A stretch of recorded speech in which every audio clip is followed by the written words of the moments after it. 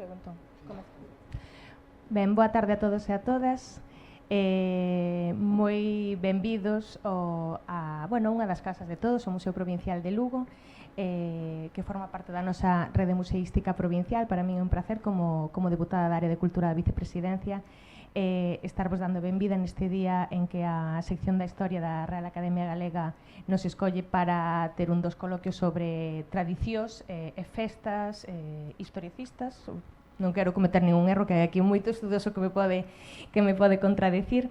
En todo caso, para nós é un placer ter hoxe a RAG. Convidamos a RAG a facer máis este tipo de eventos en Lugo. Pouco máis. Voulle pasar a palabra a Lourenzo Fernández Prieto en nome da Real Academia Galega, e de novo darvos as grazas por estar aquí, darvos a benvida, e que non me olvide de saludar aos membros da mesa que vai presentar Lourenzo. Nada máis, moitas grazas. Bueno, moi boa tarde, escoitas, é verdade? Para o streaming, que se escoito o streaming. Bueno, vexo moitos coñecidos, moitas coñecidas, a presidenta do Consello da Cultura Galega que veu con nós, por eso chegamos tarde, que conducía eu, a vicepresidenta do Parlamento, en fin, moita xente conocida, grazas, deputada. Eu falo en nome da executiva da Academia Galega. Hoxe non pode estar con nós quen coordina a sección de Historia, que é o profesor Ramón Villares, que tuvo un problema de última hora. O único que quero é presentar, digamos, decir que estamos moi agradecidos de ser tan ben acollidos e acollidas, e iniciamos con esta xeira un ciclo que espero que continue en seguintes anos, neste caso con dúas actividades, esta primeira en Lugo e unha segunda que faremos en Vigo a semana que ven, que teñen que ver con como pensamos o pasado, non? Entón, bueno, logo xa a mesa presenta o académico e profesor Pejerto Saavedra, así que non entro no contido concreto, pero sí decir que nos parece importante, efectivamente, e por eso agradecemos a acollida e agradecemos a presencia, levar a academia máis alá da academia, e máis alá da lingua tamén, non? É dicir, nós somos a sección de Historia e, bueno, moitas veces parece que a academia solamente se dedica a unha única cousa, e a academia nace como tal, non? Sin apelidos. E cando nace institucionalmente con esa idea. E neste sentido esta actividade ten que ver, pois, con aquelas festas que nós creamos, cando digo nós, digo un nós colectivo, desde as máis recentes, ¿no? Como Ar de Lucus, ata as máis antigas como a Reconquista de Vigo, pasando polas as torres do oeste e unhas cantas máis, non? Entón, queremos facer unha reflexión sobre como, desde o presente, construímos o pasado, vemos o pasado, e, ademais, como somos galegos e galegas, comemos o pasado e disfrutamos do pasado, que é o que máis nos gusta, non? E isto é un pouco a idea da... Todo isto está basado tamén nun concepto moi querido na historiografía, que é a idea de invención da tradición, non? A tradición non existe. Aínda que nos empeñemos en falar do tradicional, cada xeración ten o dereito e a obriga de construir a tradición. E algunhas permanecen, e lle chamamos tradicións tradicionais, e outras, pois, como Ar de Lucus, confiemos en que permaneza, pero polo de agora acaba de chegar, pero cunha forza que merece atención. E por eso empezamos por aquí, precisamente. O sea que, moitas grazas pola asistencia e grazas pola acollida tamén.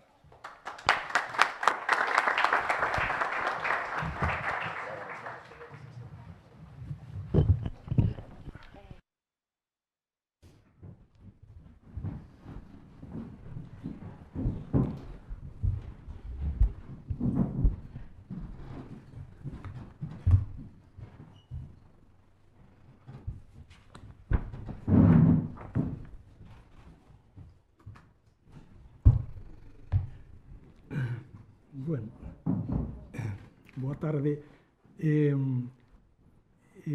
Quero, antes de nada, reiterar o agradecemento ao Museo Provincial de Lugo e á súa directora, e á Deputación Provincial como responsable desta institución, pola acollida desta actividade, que é a primeira que se fai, como xa señalou o meu compañeiro Lourenzo Fernández Prieto, non? A primeira que se fai, escollemos pois as festas do Ar de Lucus e máis a festa da Historia de Ribadavia, de Ribadavia,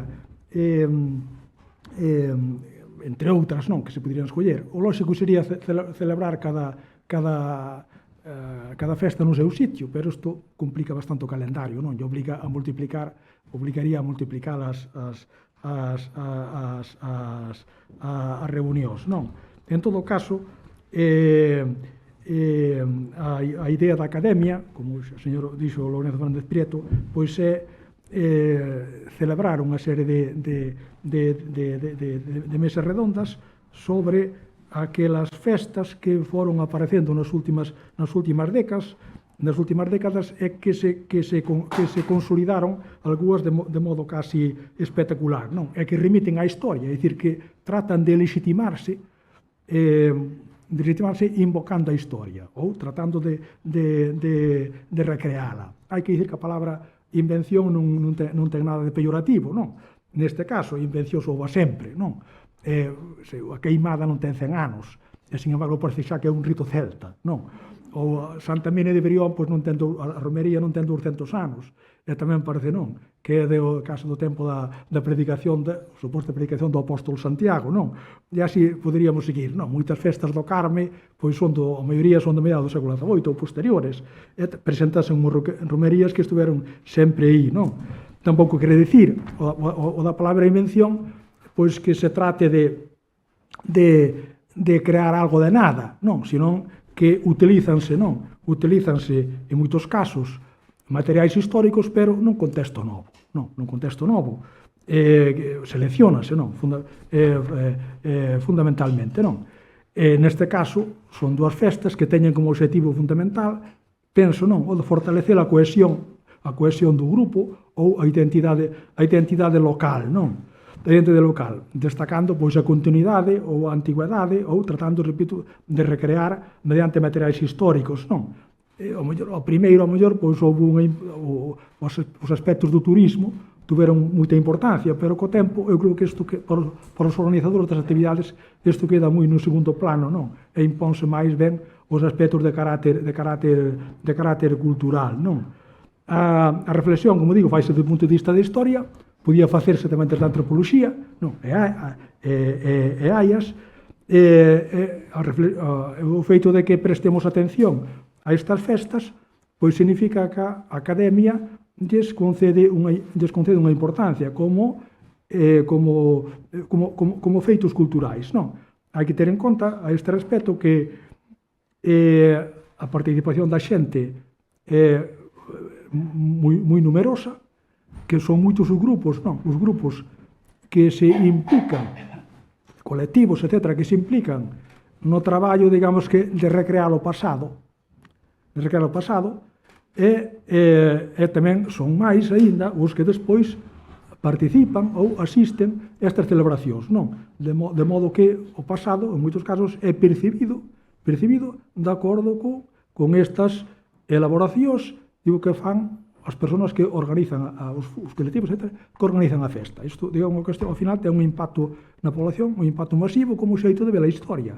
Frente ao mellor aos traballos académicos que son que teñen un alcance máis limitado, non? De modo que, insisto, en que se trata dun recoñecemento, digo, da importancia cultural destas actividades e do impacto que teñen na visión da historia, na visión, digamos, que popular, non? Da historia. O caso do Ardelucos, en especial, é moi chamativo, non? Non leva 25 anos, non? Creo que empezou no 2002, pero a consolidación foi espectacular. Hoxe xa parece case tan antigo como San Froilán, non? Que é de 1754, quero recordar, as primeiras feiras, non? Entón, parece unha celebración que tuvo aí de sempre. Creo que a ningún alcalde ou alcaldesa se lle pola cabeza no futuro pois quitar esta festa, non? Porque sería un obxecto de disturbios, non? Unha medida deste tipo. De modo que está concretando un pouco o sentido da mesa de hoxe, non? E para falarnos do Ardelucos e máis da Festa de Historia de Ribadavia, temos, no primeiro caso, o profesor José Carlos Sánchez Pardo, que é profesor de titular de Arqueoloxía na Universidade de Santiago, é arqueólogo, pero dedícase unha época que non era moi habitual en Galicia por os arqueólogos, non? Que é a tardo antigüedade ou a Idade Media, non? É unha época, creo que, da que a arqueoloxía, unha época que pode esperar moito da arqueoloxía, tendo en conta moitas veces a escasez de fontes escritas, non? De feito, a tesis sobre territorio e poboamento na antigüedade é apenas Idade Media, non? É un autor de máis de 50 artigos que teñen como tema fundamental pois, o territorio e a paisaxe, non? O territorio, o poboamento, a toponimia, a aparición das parroquias, as advocacións, tamén outros aspectos, o control do territorio, a través das fortificacións, non? E outros elementos, como son as necrópolis, etc. Non? De feito, dirixiu dúas tesis, unha sobre a necrópolis e outra sobre recintos fortificados, non? Pese a súa xuventude, non? Pois é un profesor e investigador que ten un reconhecimento amplio, tamén no terreo internacional, non? De feito, as publicacións dele, moitas están en revistas estranxeiras, non? Autorizadas, revistas de arqueoloxía, de patrimonio, non? Ten estancias fora, ten contacto con grupos internacionais, entonces, inda que, repito, que o seu currículo está consolidado e reconocido hoxe, pois esperamos, non? De cara ao futuro, moitas máis cousas dele, non? Que o que ademais é lugués, non? Sí, que, non? Por outra parte, para falar da Festa de Historia de Ribadavia, está Anselmo López Carreira, catedrático de instituto e tamén profesor na UNED, non? Ten unha ampla traxectoria de investigación, pois é un medievalista de referencia en Galicia, non? Autor dunhas dúas dúcias de libros, non? Algúns moi lidos, porque foron reeditados, non? Editados varias veces, que tuveron ampla difusión, non? E a súa investigación, simplificando, céntrase fundamentalmente en tres eixos, non? Tres temas, grandes temas, que por unha parte o movimento irmandiño, ao que ten feito contribucións fundamentais, ou as fundamentais, penso eu, non? Que hai, ao reino medieval de Galicia, outra das súas, diríamos que das súas teimas, non? A reivindicación deste reino escurecido, non?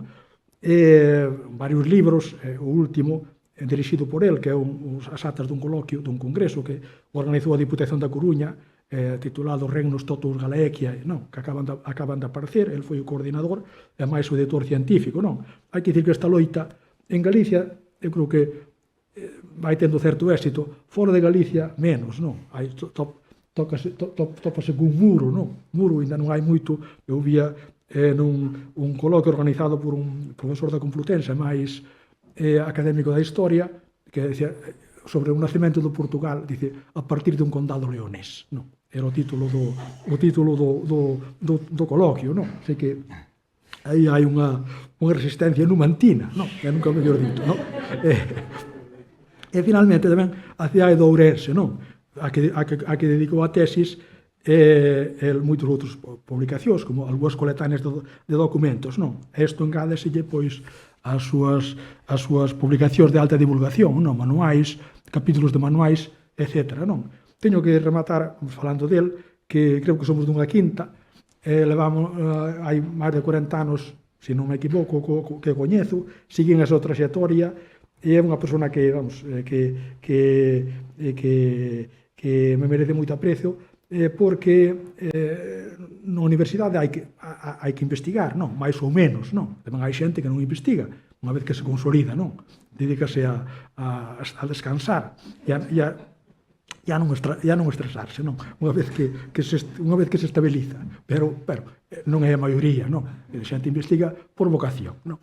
Por vocación, non necesidade, pero nos institutos isto é evidente, non? No instituto, un profesor, un docente non espera ninguna promoción da súa investigación. Non? Entonces, o caso de Anselmo, que fixo toda a súa obra como profesor de instituto, non? E que por vocación de investigador e por compromiso co país, sostido ao largo de moitos anos, pois creo que é unha cousa digna de destacarse. Non? E, sin máis, pois, aí estou a palabra, falará cada un sobre media hora ou pouco menos, primeiro José Carlos Sánchez Parda, despois Anselmo López Carreira, e logo pois haberá o turno de intervencións para todos vostedes. Non? Así que damos a palabra a José Carlos Sánchez Parda.